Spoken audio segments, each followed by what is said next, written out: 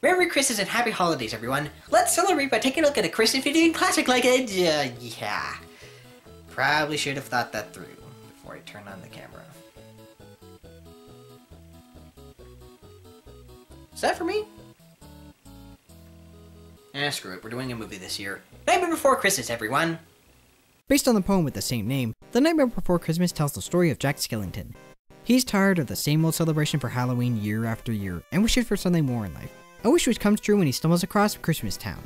Upon discovering this whimsical location, Jack shares the wonders of this new land with the citizens in Halloween Town and decides to take over the holiday. There's been some debate as to whether The Nightmare Before Christmas is a Christmas movie or a Halloween film, something which always confounds me. Yes, the character designs are mostly based on horror staples, and there is some gothic imagery one might associate with All Hallows Eve. I mean, it takes place in Halloween Town, but that is not the focus of the story or themes present in the film. The focus of the film is on Jack and his discovery of the holiday season. Jack's expression when he first arrives in Christmas Town is very much like a child discovering the wonders of the holiday season. He's ecstatic upon discovering this Christmas. It gives him this special feeling, something he's never felt before, but he doesn't know why. The other denizens of Halloween Town, while intrigued, don't see or seem to understand what Jack gets from Christmas, not even after he explains all the wonders he's experienced, and he constantly struggles to show them what makes it so special. And while I won't spoil the end result, I will say that The Nightmare Before Christmas has the same impact the season had on Jack as it does on the viewer. Speaking of the title, though the film was originally promoted as Tim Burton's The Nightmare Before Christmas, Tim Burton was actually busy working on Batman Returns and Ed Wood, only serving as a producer and writer. Instead, directing was handled by Henry Selick, the same man behind Coraline and James and the Giant Peach. That said, you can definitely see Burton's fingerprints all over the film, with the gothic and warped scenery typically found in his movies. Jack is very much the archetypical misfit found in Burton's other films, like Edward Scissorhands. And of course, Danny Elfman composes the score for the film. Said score is magnificent, definitely one of the best he's ever written and sang.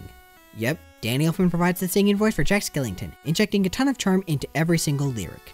There are few who deny it. What I do, I am the best, for my talents are renowned far and wide. Wait, is this about Danny Elfman or Jack Skellington? These lines could apply to either of them. When it comes to surprises in the moonlit night, I excel without ever even trying. Stop confusing me, Danny Elfman. Who is voicing Jack Skellington? Forget it.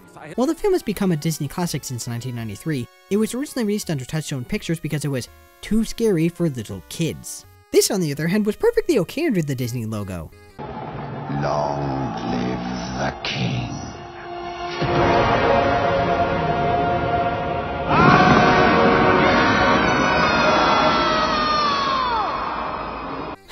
His father is dead.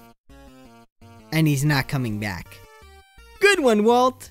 The film is worth watching for its animation alone. It's simply fantastic. It's the kind of movie that you always notice something new every time you watch it. Some extra detail that makes you appreciate all the attention given to the animation. As someone who put together his own stop-motion short in middle school, I can tell you, it's a lot of work to make a single short, let alone a feature-length film. Just to give you an example of how much effort went into it, the filmmakers had to create about 400 heads for Jack Skellington's skull alone. The only major issue with the film is the Sally subplot. There's a mad scientist who creates a ragdoll named Sally who falls in love with Jack and is always trying to get away from the mad scientist. Given the attempts to elude him, one would think he would stop pursuing his creation, but no. He keeps on trying to have her around despite her multiple attempts to escape. The relationship between her and Jack isn't well fleshed out, and the character herself just isn't that interesting. She's not a bad character, she certainly has a great design, but ultimately the character feels like it goes to waste. Likewise, the inclusion of a villain feels forced and unnecessary given the overarching narrative. Neither of these are deal breakers, nor do they make the film any less of a treat. The Nightmare Before Christmas is a holiday classic, a wonderful film well worth checking out if you haven't done so already. That's all for this Christmas, folks. Thanks for watching, and who knows? Maybe I'll make this Christmas movie review thing a yearly tradition, we'll see. Until next time, Merry Christmas and Happy Holidays one and all.